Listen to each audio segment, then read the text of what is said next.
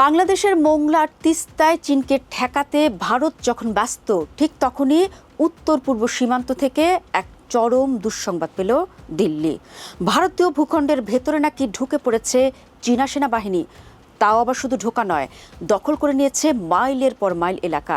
আর এই বিস্ফোরক খবরটি দিয়েছে খোদ অরুণাচল প্রদেশেরই এক আদিবাসী সংগঠন, নাম নাহো ওয়েলফেয়ার সোসাইটি।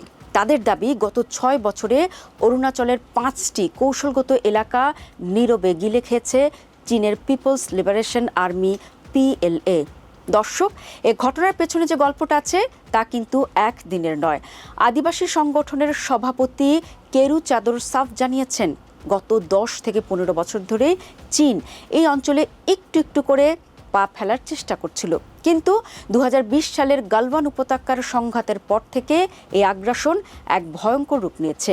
যে ৫টি এলাকা হাতছাড়া হওয়ার দাবি করা হচ্ছে, সেগুলো ভারতের জন্য কৌশলগত এবং মানসিকভাবে এক মস্ত বড় ধাক্কা।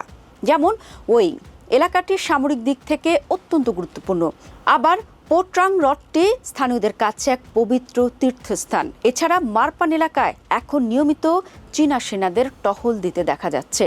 পানিয়ার অঞ্চলটি আদিবাসীদের ঐতিহ্যবাহী পৈতৃক ভূমি, আর টিনডিনটাং নামের এলাকাটি তো খোদ ভারতীয় সেনার তাকসিং সদর দফতরের একেবারে নাকের ডগায় অবস্থিত।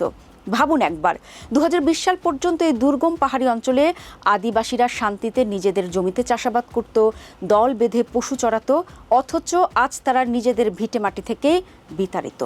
আদিবাসী নেতারা আক্ষেপ করে বলছেন, ভারতীয় সেনার উপর তাদের পূর্ণ ভরসা ছিল, এতদিন তারা ভূখণ্ড রক্ষাও করেছে, কিন্তু ড্রাগনের নতুন চালের সামনে এখন যেন সবই ব্যর্থ হচ্ছে। স্থানীয়দের অভিযোগ আরও মারাত্মক, চীনা সেনারা নাকি ভারতের সীমানার ভেতরে ঢুকে পাকা রাস্তা এবং স্থায়ী সেনা ক্যাম্প পর্যন্ত বানিয়ে ফেলেছে। এ ঘটনা সামনে আসার পর স্বাভাবিকভাবেই নড়ে চড়ে বসেছেন অরুণাচল বিধানসভার স্থানীয় বিধায়ক নাকাপ নালো। তিনি একে দেশের নিরাপত্তা ও সার্বভৌমত্বের জন্য এক বিরাট হুমকি উল্লেখ করে জেলা প্রশাসন ও সেনাবাহিনীকে অবিলম্বে তদন্তের নির্দেশ দিয়েছেন। তবে দর্শক, গল্পের আসল মোড় ঘুরে যায় ঠিক এরপরই। আদিবাসীর স্থানীয় জনপ্রতিনিধিরা যখন চীনের আগ্রাসনে উদ্বেগে কাঁপছেন, তখন ভারতীয় সেনাবাহিনী কিন্তু পুরো বিষয়টিকেই ফোঁ দিয়ে উড়িয়ে দিয়েছে। এক আনুষ্ঠানিক বিবৃতিতে ভারতীয় সেনা সাফ জানিয়ে দিয়েছে, সংবাদ মাধ্যমে চীনা অনুপ্রবেশ এবং ক্যাম্প স্থাপনের যেসব খবর চাউর হয়েছে তা সম্পূর্ণ অসত্য, কাল্পনিক এবং ভিত্তিহীন। সেখানে নাকি কোনো অনুপ্রবেশের ঘটনাই ঘটেনি। সেনাবাহিনী যতই অস্বীকার করুক, ভারত ও চীনের এই সীমান্ত নাটকের নেপথ্যে রয়েছে বহু পুরনো এক জটিল ইতিহাস। অরুণাচলকে চীনের ভূখণ্ড থেকে আলাদা করা ম্যাকমোহন লাইনকে ভারত সীমান্ত হিসেবে মানলেও বেইজিং তা কোনোদিনই স্বীকার করে না। চীনের রাজ্যকে বলে দক্ষিণ তিব্বত বা জাংনান।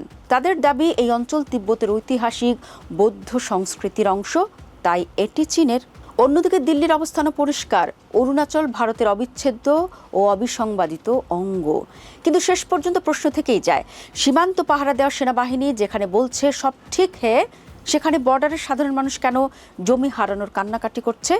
ভূ রাজনীতির এই ধোঁয়াশায় অরুণাচল সংকট যে দিল্লির জন্য আগামী দিনে এক অগ্নি পরীক্ষা হতে যাচ্ছে, তার বলার অপেক্ষা রাখে না।